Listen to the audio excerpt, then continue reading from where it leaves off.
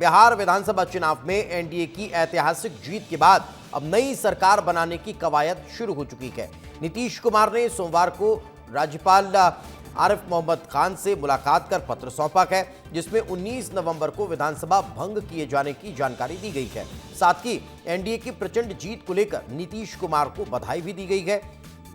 इससे पहले आज आखिरी कैबिनेट मीटिंग हुई, जिसमें मौजूदा विधानसभा को 19 नवंबर को भंग करने का प्रस्ताव पास हुआ है, जिसके बाद अब मंगलवार को जेडीयू विधायक दल की बैठक बुलाई गई है, अब जिसमें बीजेपी विधायक दल की बैठक अलग बुलाई गई है। इसके बाद कल होने वाली एनडीए की बैठक में विधायक दल का नेता चुना जाएगा। इसके बाद नई सरकार बनाने का दावा पेश किया जाएगा। वहीं माना यह जा रहा है कि 20 नवंबर को गांधी मैदान में नीतीश कुमार 10वीं बार बिहार के मुख्यमंत्री पद की शपथ लेंगे। 3 अलग अलग तस्वीरें इस वक्त आपके टेलीविजन स्क्रीन पर है। राज्यपाल से मुलाकात की तस्वीर, 19 नवंबर को जो इस्तीफा है अब वो, और 19 नवंबर को बीजेपी का जो बैठक है वो भी आपको तस्वीरों में नजर आ रहा होगा। यानी अब नई सरकार को लेकर कवायद शुरू हो चुकी है, और ये कवायद जो है वो इस दिशा में काम कर रही है कि एक भव्य समारोह रहने वाला है।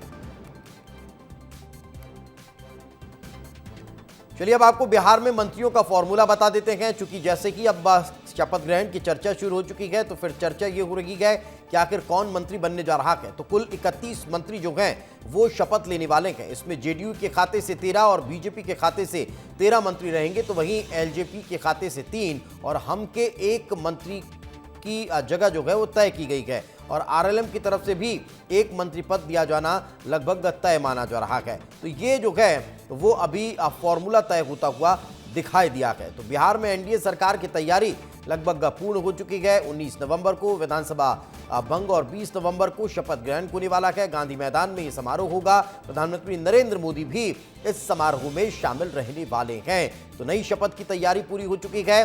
जो अशोक चौधरी हैं वो जेडीयू के नेता हैं, सीएम पद के लिए अब जगह अब जो है उस पर चर्चा हो रही है, और लेकिन कई और नाम हैं, वो मैं आपको बताऊंगा कि कौन डिप्टी सीएम बन सकता है, कौन वहां उप मुख्यमंत्री बन सकता है, कौन मुख्यमंत्री बनने जा रहा है, कौन कौन मंत्री होंगे। लेकिन चलिए अब आपको प्रतिक्रियाएं सुना देते हैं कि आखिर किस तरह से रिएक्शंस अब इसको लेकर निकलकर सामने आएंगे।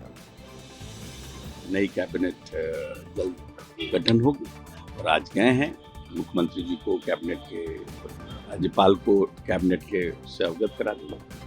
मुख्यमंत्री नीतीश कुमार ही होंगे एनडीए की। हम तो पहले दिन से कह रहे हैं कि कोई वैकेंसी नहीं है। व्यक्तिगत ये हम लोग जानते हैं कि 20 तारीख को शपथ ग्रहण होगा, प्राइम मिनिस्टर भी वहाँ जाएंगे।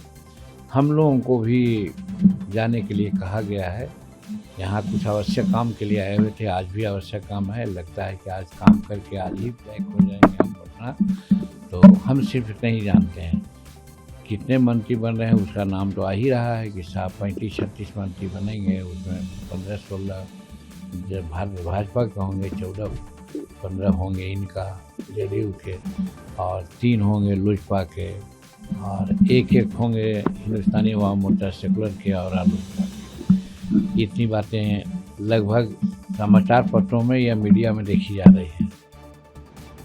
बिहार विधानसभा चुनाव संपन्न होने के बाद सरकार की कवायदों को लेकर के चर्चाएं तेज है। कैबिनेट में कौन शामिल होगा, किसे कौन सा पोर्टफोलियो मिलेगा, इसको लेकर कई तरह की बातें कहीं और सुनी जा रही हैं। 19 तारीख को नीतीश कुमार अपने सीएम के पद से इस्तीफा देंगे, और 20 नवंबर को पटना के गांधी मैदान में 10वीं बार मुख्यमंत्री पद की शपथ लेंगे।